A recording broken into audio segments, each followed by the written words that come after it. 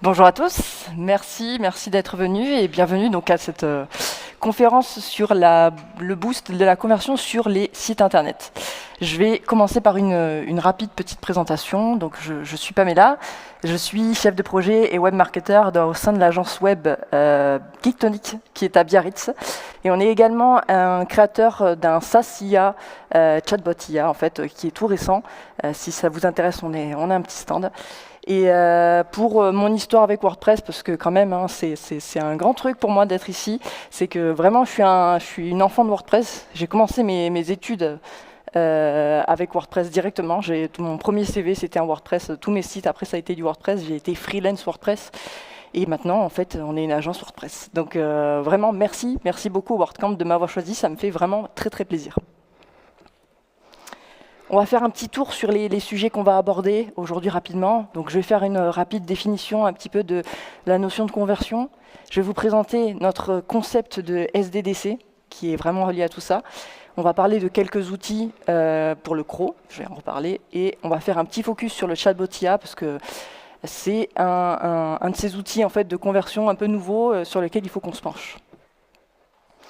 Donc déjà, c'est quoi vraiment convertir pour ceux qui ne sont pas très à l'aise avec cette notion marketing, la conversion, c'est vraiment transformer un visiteur, transformer un auditeur, enfin quelqu'un à qui vous présentez un contenu, en quelqu'un qui va agir, donc qui va s'abonner, qui va acheter, qui va réserver, qui va s'inscrire, qui va télécharger, qui va partager. Voilà, tous ces verbes d'action que vous connaissez tous. Tout ça, c'est vraiment ce qui s'apparente à la conversion. La conversion, c'est aussi relié avec cette notion de funnel. Funnel, ça veut dire entonnoir. Et on parle de funnel en fait quand on est souvent sur un tunnel d'achat. Donc, ce qu'il faut savoir, c'est que dans ce fameux funnel, il y a plusieurs niveaux de maturité. Quand on est dans le top of funnel, quand on est tout en haut, on est sur une personne qui est dans la découverte, qui vous cherchez pas spécialement, vous vous êtes présenté à lui, et bon voilà, après à vous de le convaincre, mais pour le coup, quand il est dans le top, il est pas encore trop chaud pour acheter. Et quand on est dans le bottom of funnel, par contre, c'est là que c'est le bon moment, c'est là que vous devez intervenir, arriver avec toutes vos techniques de conversion au max, parce que c'est là qu'il est vraiment prêt à acheter et à agir. Donc le CRO, c'est vraiment une notion qui est reliée avec tout ça. Le CRO, c'est Conversion Rate Optimization. Le CRO, en gros, c'est l'optimisation. C'est ce dont je veux vous parler, en fait. C'est vraiment optimiser ce chemin vers la conversion. Il y a plusieurs types de conversion. Il y a la conversion volontaire qui est via l'outbound marketing. Il y a aussi la conversion qu'on va pousser via l'inbound, c'est-à-dire on va chercher le client ou alors on va aller échanger avec lui. Donc, la fameuse méthode SDDC. Donc ça, c'est vraiment notre méthode à nous qu'on utilise. C'est vraiment c'est une sorte de framework qu'on utilise pour tout en fait chez Geektonic. C'est vraiment ce qu'on utilise sur nos sites internet, sur nos contenus réseaux sociaux, enfin sur nous et sur ceux de nos clients. Hein, je parle en tant qu'agence. Là, le SDDC, donc c'est 4 notions qui nous permettent d'avoir une conversion au top. Donc on commence par la phase de séduction, ensuite de description, de différenciation, et ensuite on arrive à cette phase de conversion. Donc je vais les décrire les unes après les autres. La séduction, d'abord. Donc c'est un mot qui peut, ça c'est clair que ça peut se rattacher à une notion assez romantique, mais la séduction, en fait, il faut vraiment y voir une notion d'émotion. Donc là, je vous ai mis un petit chat, parce que c'est vraiment l'animal, sur Internet en tout cas, qui va susciter une émotion, généralement positive ou négative. Alors, il y en a certains qui détestent ça, mais bon, généralement, en fait, quand vous voyez un petit chat, tout le monde fait « oh !» ou voilà, c'est ce qu'on veut générer, en fait. On veut générer cette émotion, on veut avoir du panache, de l'originalité. C'est ça, en fait, qui va faire stopper votre utilisateur et le charmer. Ce que vous voulez, c'est le séduire, mais vraiment susciter de l'émotion en lui. Ici, j'ai un bon exemple sur un site internet. Là, vous allez voir pas mal d'exemples de sites liés au tourisme parce qu'on est une agence qui a une grosse partie touristique. Mais ici, voilà, vous arrivez sur le site de ce camping et en fait, généralement, direct, on balance une photo. Donc là, un logo clair qui est assez moderne, qui est assez clair, on comprend très bien où on est. Et une photo qui renvoie de l'émotion. On a des enfants souriants, qui sont en train de jouer. Il y a une ambiance qui se dégage de cette photo. Donc déjà, cette photo suscite l'émotion. Donc c'est ce qu'on veut ici. La description. Donc, la description, je pense que tout le monde a compris cette notion, c'est assez clair, c'est qu'en fait, il faut que vous décriviez votre offre. Et il faut qu'elle soit claire très rapidement. Il faut que vous faire comprendre tout de suite parce que généralement les gens, ils sont, surtout sur Internet, ils n'aiment pas aller chercher, ils n'aiment pas regarder à droite à gauche, comprendre mais qu'est-ce que je suis en train de faire, qu'est-ce que je cherche, où je suis. Donc il faut que votre offre, elle soit lisible très vite et il faut être, autre exemple, il faut que vous soyez très vite localisé, il faut que votre processus d'achat, votre processus de livraison soit très clair rapidement, il faut bien décrire. Là, j'ai pris une photo claire. Ici, on a une description. On est sur une propriété privée. Il y a techniquement un chien méchant. Après, il y a une petite dissonance avec la tête du gentil chien. Mais voilà, la description, au moins, est claire. Ici, sur un autre exemple, on a, pareil, une entrée de site internet. La description, elle est assez claire, de par la photo, de par le texte. Ici, on a vos vacances, les pieds dans l'eau. Et quand on voit la photo, là, on a compris, en fait, effectivement, l'établissement a l'air d'être au bord de l'eau. On a une photo drone. Ça, je reviens un petit peu sur la séduction, mais la photo drone, c'est hyper sympa pour susciter cette émotion parce que c'est une vue qu'on n'a pas l'habitude de voir. Alors maintenant, si, parce que les drones, on connaît, mais en général, dans la vraie vie, en fait, avant, on voyait des photos de haut quand on était dans un avion, et après, on voyait les photos de quand on est au sol. Et la photo drone, en fait, elle donne une perspective qui est assez sympa, qui permet d'avoir vraiment une vue d'ensemble. Là, on voit qu'en fait, c'est un établissement qui est au milieu de rien, donc on va être tranquille, on va être dans la nature, on va être au bord de l'eau. On voit aussi les locatifs. Voilà, donc description qui est assez claire et séduction ici aussi. La différenciation. La différenciation, autre étape hyper importante, c'est le fait de montrer votre plus produit et de montrer en fait pourquoi les gens doivent vous choisir. Pourquoi en fait ils doivent vous sélectionner à vous, pourquoi ils doivent continuer avec vous. Il faut que vous capitalisiez sur vos forces, mettez en avant vos atouts très rapidement, et là, il y a plein de façons de le faire. Là, j'ai un exemple qui n'est pas un client à nous, mais j'aurais adoré. C'est la société Boku. En fait, c'est des WC japonais qui s'installent hyper facilement. Je ne sais pas si certains d'entre vous connaissent, mais c'est hyper cool. Ils ont une communication incroyable. Ils ont un boss qui fait des vidéos, qui fait des photos, et leur site, c'est un cas d'école parce que vraiment, là-dessus, on a la séduction parce qu'en fait, on a une émotion qui on a généralement envie de rire, généralement quand on arrive sur ce site-là, parce qu'ils sont à fond dans l'humour. L'imagerie aussi, elle est assez clivante, elle est assez franche. Et pour le coup, pour la différenciation, en fait, eux, là pour le coup, c'est sur le texte qu'on est. La promesse directement, 10 minutes sans travaux, c'est un atout indéniable quand on parle de plomberie.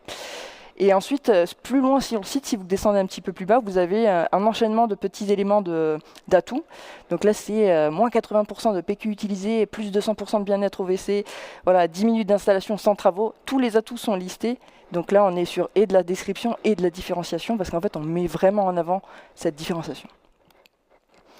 Et enfin, on arrive à la dernière étape, la conversion. Donc là, ce qu'il faut savoir, c'est que vous n'êtes pas encore arrivé. On est effectivement dans la phase de conversion, mais il n'a pas encore acheté. La conversion s'arrête quand la conversion s'est faite.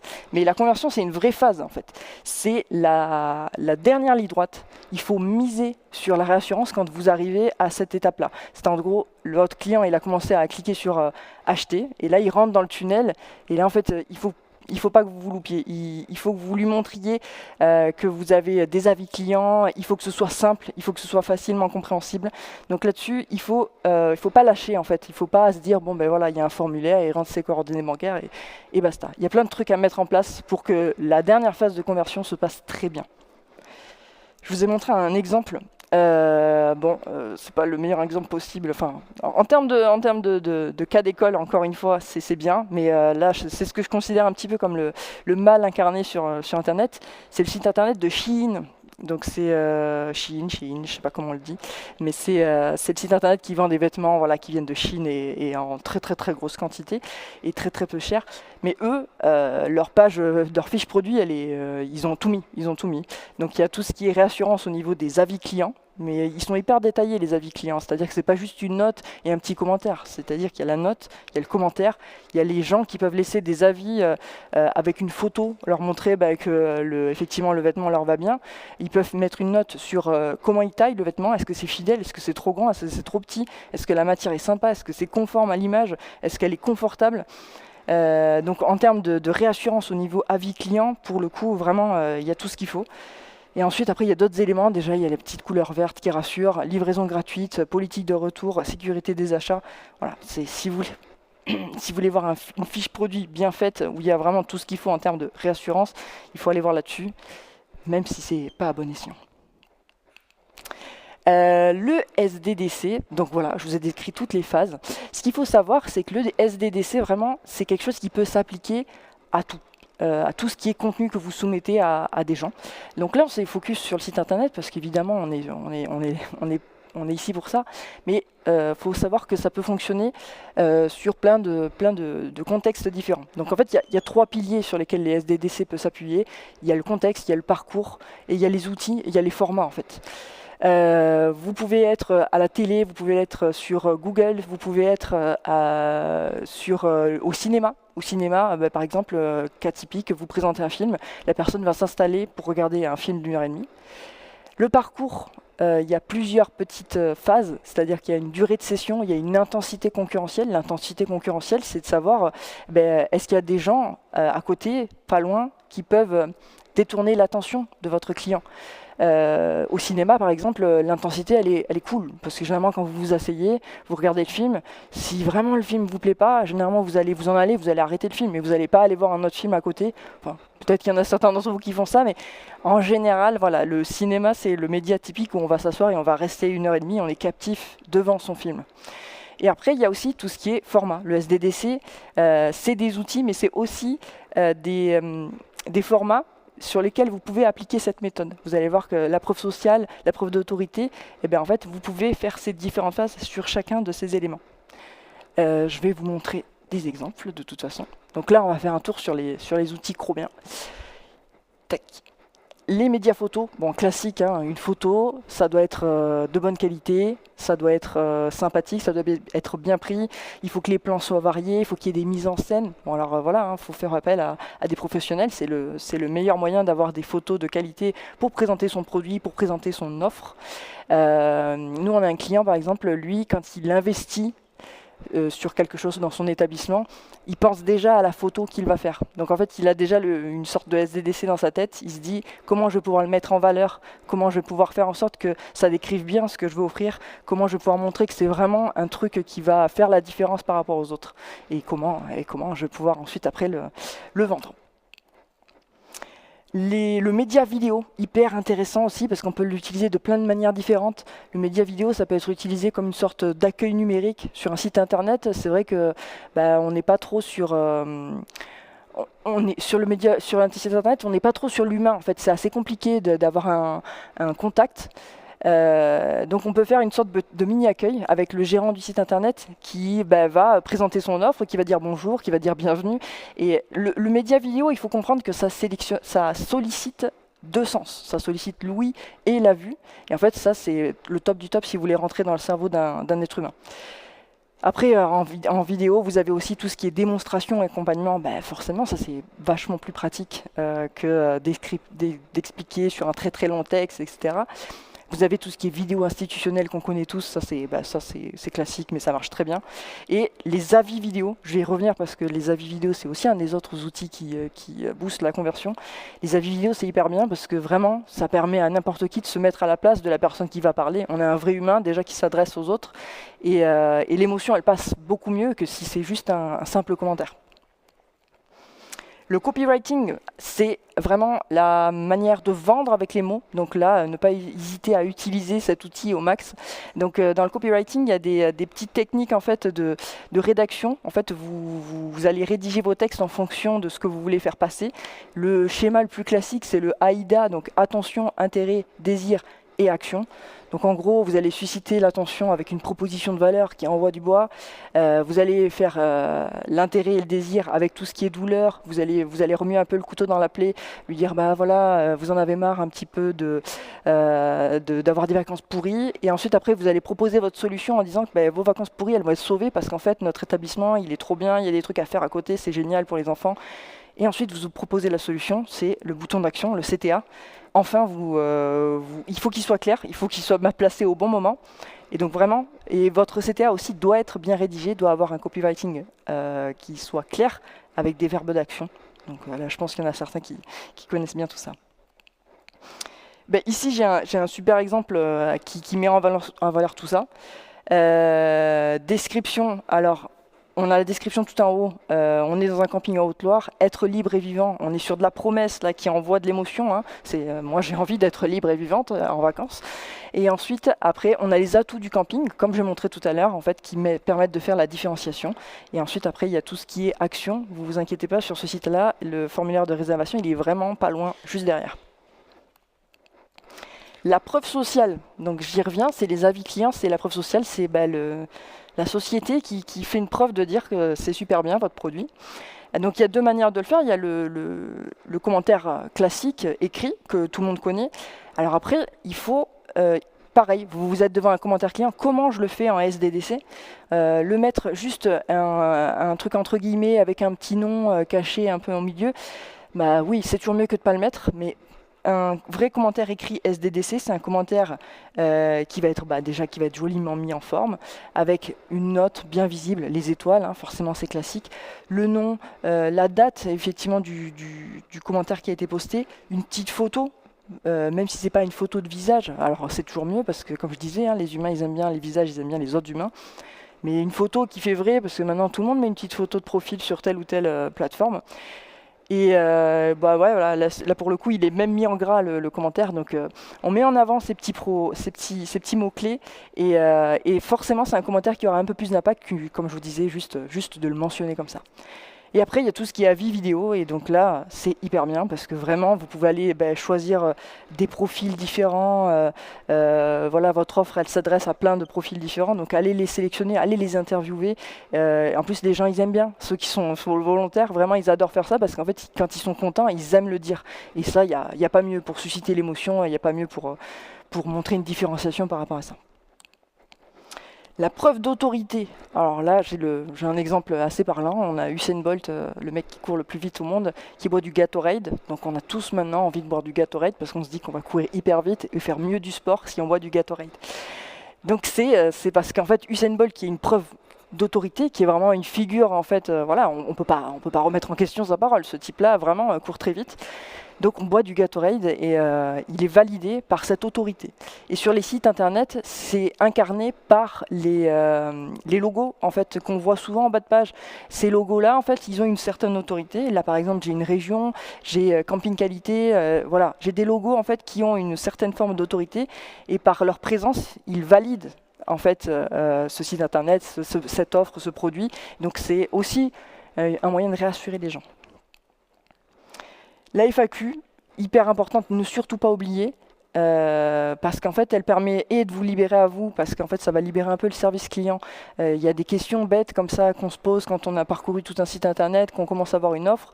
Et en fait, s'il y a une FAQ, déjà, en fait, il y en a certains qui vont être à rassurer. Il y en a certains qui vont, s'ils ne trouvent pas de FAQ, si on ne répond pas à leurs questions, ça va les énerver, ils vont sortir du site et vous avez perdu quelqu'un. Une FAQ, c'est tout bête, mais placée au bon endroit, avec les bonnes questions, en faisant des petites enquêtes, ce genre de choses, ça peut être très important.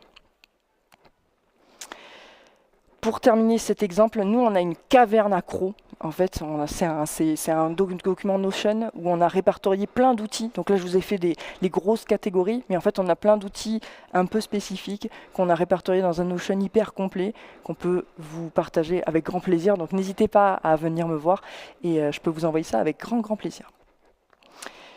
Le focus sur le chatbot IA. Alors forcément j'en parle parce qu'il y a une société ici qui en a créé un très récemment. Juste un mini point sur l'IA en 2025, sortir du nuage. Qu'est-ce que j'entends par là? Je trouve qu'en fait, je pense que vous êtes tous témoins de ça, on génère beaucoup de contenu avec l'IA, c'est hyper facile et puis c'est très pratique et c'est très bien. Je remets pas du tout ça en question, mais c'est vrai que si on utilise simplement cette génération de contenu, généralement on ne va pas aller très loin quand on veut aller faire vite, quand on veut générer beaucoup. et on va arriver à quelque chose qui va être, on va arriver à des contenus qui vont commencer à se ressembler tous. Donc c'est ce que j'appelle ce fameux nuage gris en fait. Et c'est pour ça qu'en fait, il va y avoir un nivellement par le milieu, c'est-à-dire que c'est toujours mieux que s'il n'y avait pas de contenu, mais le contenu il est pas fou. Hein. Si vous repassez pas dessus, si vous travaillez pas ces textes, eh ben vous rentrez dans une espèce de nuage en fait où les informations sont toujours un peu les mêmes, il n'y a pas vraiment de relief. Donc votre IA doit aussi passer par le SDDC. Les chatbots IA, c'est hyper intéressant sur un site internet parce qu'en fait, le chatbot IA, ça va être votre IA privé. On en a parlé tout à l'heure, il y a les IA généralistes en fait qui viennent du search, etc., qui fait ses requêtes sur internet. Et en fait, un chatbot IA, il peut être entraîné avec vos données privées. Et en fait, c'est ce qu'il faut maintenant si vous voulez mettre un chatbot de cette manière-là sur votre site internet, il faut qu'il soit entraîné avec vos données, avec votre ton, avec votre stratégie. Il faut qu'il vous comprenne, qu'il sache qui vous êtes. Comme ça, lui, il va pouvoir vous vendre correctement. Il va pas balancer des phrases génériques. C'est ce que je dis là. Vous êtes nivelé par le milieu. Quelqu'un qui va s'adresser à un chatbot comme ça, ça va pas avoir énormément de plus-value. Alors qu'un chatbot qui est bien entraîné avec votre discours à vous, votre stratégie, lui, là, c'est un vrai atout de conversion. Et il va réellement pouvoir aider les gens qui cherchent un petit peu des informations là-dessus. Et l'engagement client, évidemment, est boosté parce que il est content, il a les réponses à ses questions, il va pouvoir aussi aller plus loin. Les gens, maintenant, ils vont devenir évidemment de plus en plus feignants. Les jeunes, déjà, ils n'aiment pas trop lire sur Internet. Là, ils arrivent et on leur donne pas mal d'infos plus facilement. On leur sert cette info-là. Il n'y a plus besoin d'aller lire plein d'articles ou plein de pages du site internet. Là, on se dit, je cherche tel truc, je cherche telle offre. Là, le chatbot, il vous connaît et il va offrir cette info directement. Pour conclure, le marketing digital, donc tout ce qui concerne la conversion, là, je vous ai montré, c'est une des notions. C'est vraiment quelque chose qui a trait à la psychologie appliquée. Vraiment, la technique, c'est génial, c'est trop bien, c'est ce qu'il faut.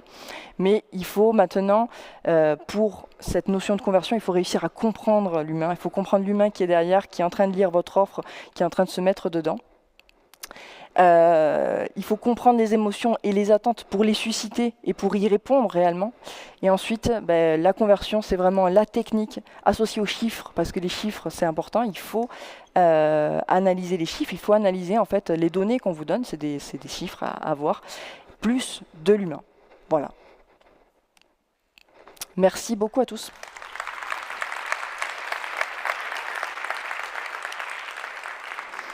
Si vous avez des questions. Déjà, merci beaucoup pour la conférence qui était très intéressante et très claire.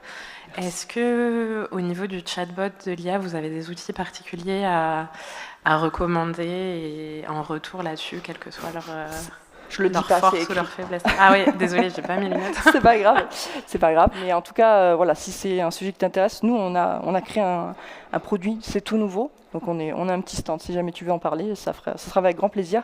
Et puis on pourra même parler d'autres trucs en lien avec ça. Parfait, avec grand plaisir et pour le Notion aussi. Merci.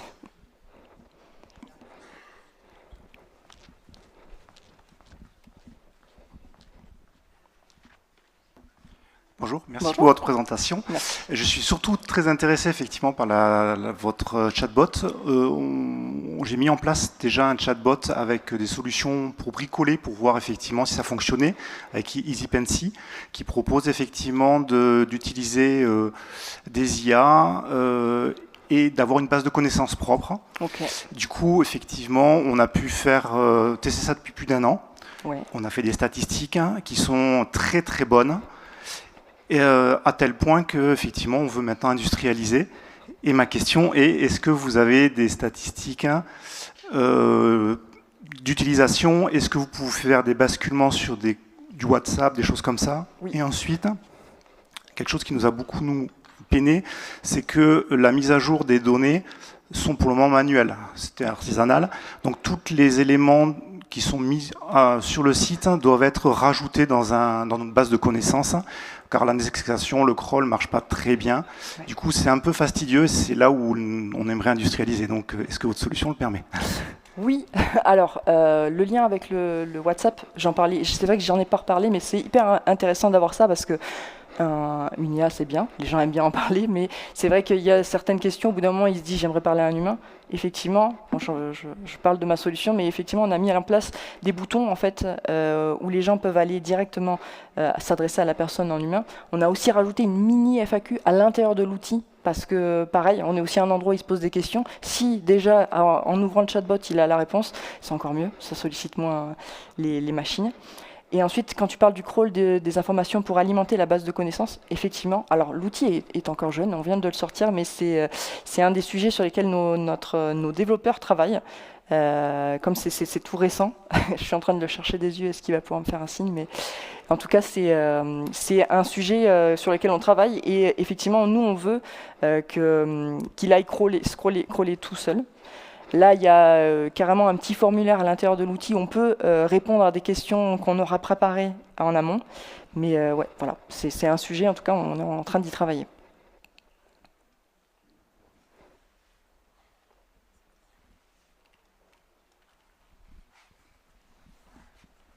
Pas d'autres questions? Je crois que c'est tout. Ah ben, on va te remercier alors. Merci beaucoup. Bravo.